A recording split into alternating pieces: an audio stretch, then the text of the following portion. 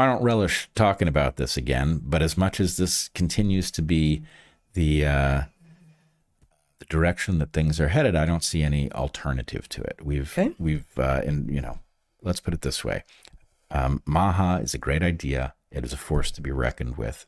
But the question is, what is its fate in the post-election era? Now, there are some very positive things going on at the moment. Jay Bhattacharya and Marty McAree were both confirmed.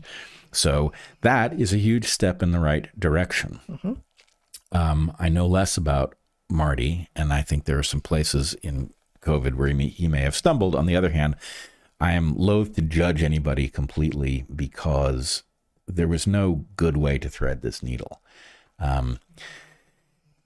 So in any case, congratulations to both Marty and Jay. That's great news that they've been confirmed and deserved in both cases.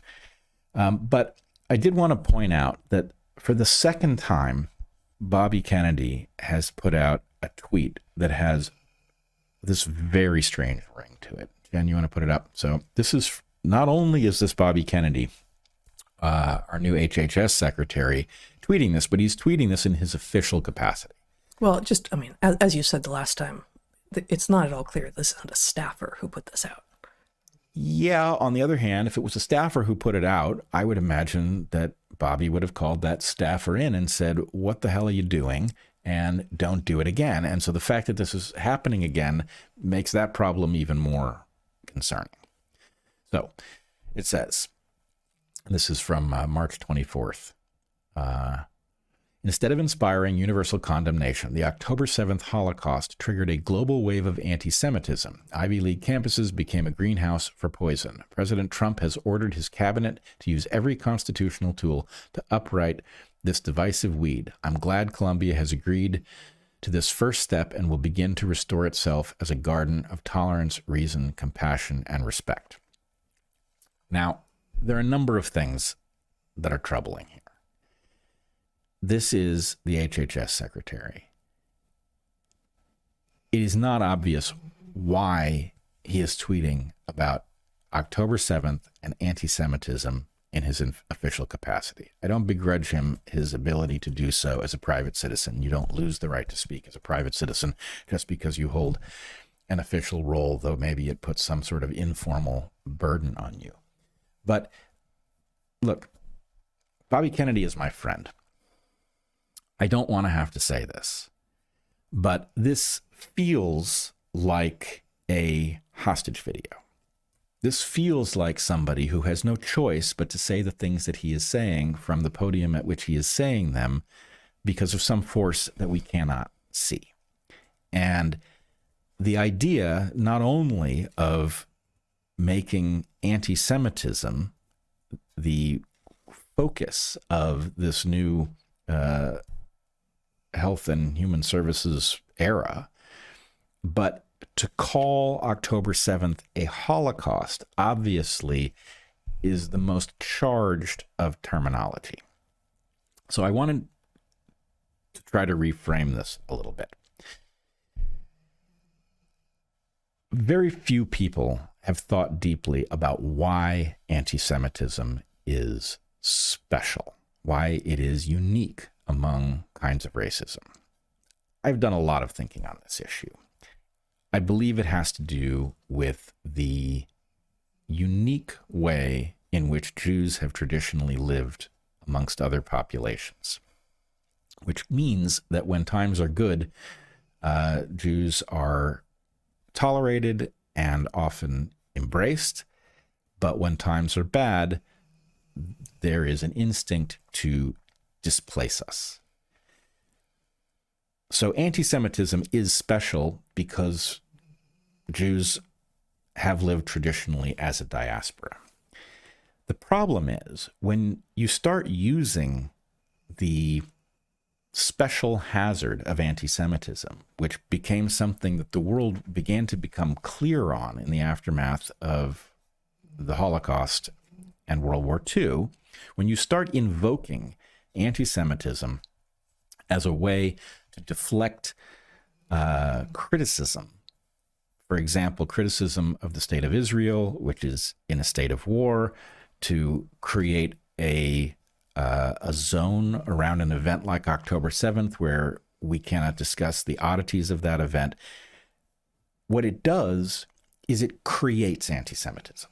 It can't help but create anti-Semitism. The fact that people are afraid to talk about these issues when they wouldn't be afraid to talk about the foreign policy of any other state on earth, where they wouldn't be afraid to be talking about whether or not another conflict had gone too far or was unnecessary.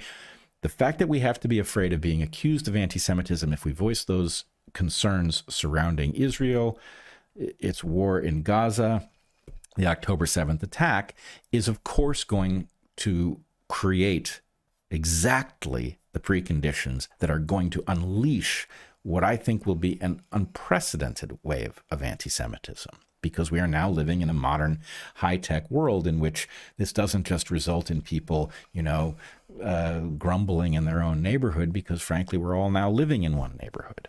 So I don't know what's going on. I will say that I believe Bobby Kennedy's commitment to defend Jews and to advocate for Israel is longstanding, and it is genuine. I don't think that that is in and of itself the problem here. But the fact that he is tweeting this from his official account exactly at the moment when Make America Healthy Again should be firing on all cylinders. This is the moment at which we should address the myriad of problems that Bobby Kennedy is in many ways uniquely encyclopedic about. Suggests that something else has different priorities and that Bobby is experiencing some kind of pressure that he is not able to resist. In that context, I think it is important to recognize this is not the last time we're going to see this. The fact that there are forces shaping policy in the United States that are not fundamentally about the well-being of Americans is troubling. And it is in our interest to figure out how to liberate people like Bobby Kennedy to do the things that I assure you, as someone who has sat with him, spoken extensively to him on issues about the chronic health epidemic, about the health and well-being of American children, about the poisoning of all of us in the toxic soup, as he describes it, of agrochemicals and food additives.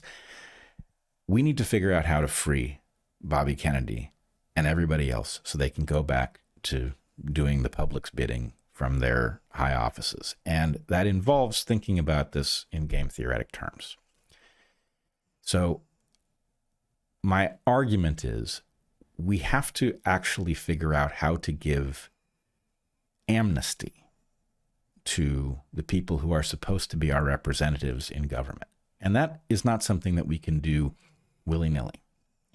Obviously, there are things that are unforgivable, and then there are other things which may persuade a person to do something other than what their conscience would have them do, that are forgivable. And, for example, I would say it is a hard line for me, and I think it should be a hard line for all of us, that anybody who has willingly injured, damaged children, that is unforgivable, right?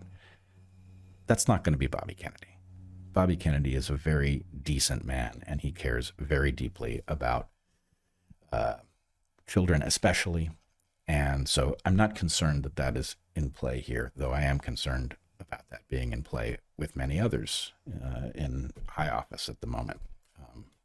Just to be clear, I'm not talking about the president. I also think the president is not involved in such things. But in any case, I'm arguing that we have to figure out how to give people amnesty from things that are personally embarrassing or shocking, that they may be, let's face it.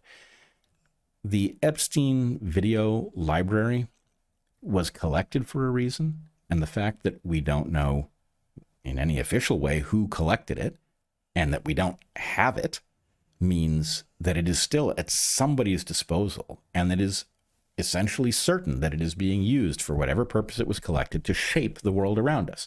Is it shaping the world around us, a percent here or there, or is it shaping it 50%, 75% in some cases? We don't know. But I think we have to imagine that maybe it is playing a much more important role than many people suspect. And that, diffusing it, taking the power away from it by figuring out how to, and as far as I know, although Kennedy did encounter Epstein, I don't think there's any evidence he went to that island or anything like that. So I'm not suggesting that this is Epstein connected to Kennedy, but in general, something has collected compromise on a lot of people. Mm-hmm. And our system doesn't function. And part of the reason it doesn't function is presumably downstream of that compromise. So we in the public have to figure out how to liberate those who we have elected to high office for the purpose of doing our bidding. We have to figure out how to liberate them, and amnesty is going to be an important part of it. So we in the public have to figure out how not to react in the way that we would predictably react to shocking information that emerges on people, so that they can stop being afraid of it coming out. Obviously, some of the energy behind Trump's election this time had to do with reactions to the kind of free speech debacles, the total